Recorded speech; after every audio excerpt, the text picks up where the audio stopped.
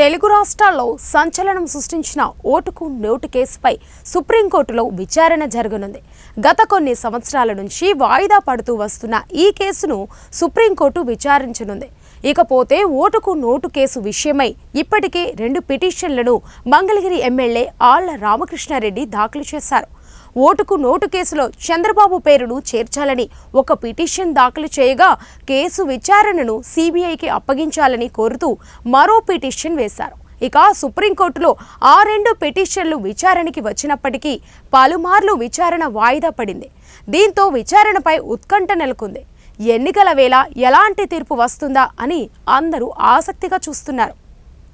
దీనికి సంబంధించిన వీడియో అప్పట్లో సంచలనం సృష్టించింది. స్టీఫెన్ సన్తో చంద్రబాబు మాట్లాడిన ఓ ఆడియో కూడా విపరీతంగా వైరల్ అయింది.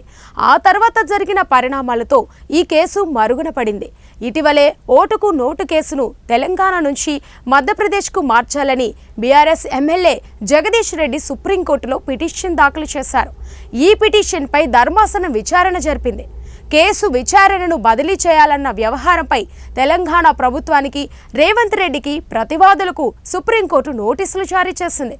దీంతో మరోసారి ఓటుకు నోటు కేసు సంబంధించి ధర్మాసనం విచారణ చేపట్టనుంది.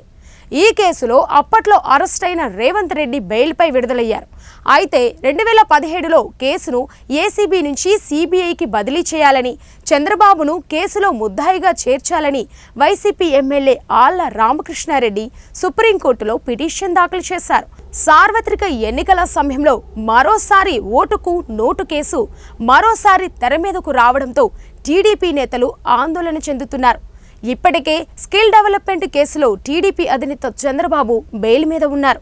ఇటీవలే బెయిల్ షరతులను ఉల్లంఘించొద్దంటూ హైకోర్టు చంద్రబాబుకు ఆదేశాలు కూడా జారీ చేసింది.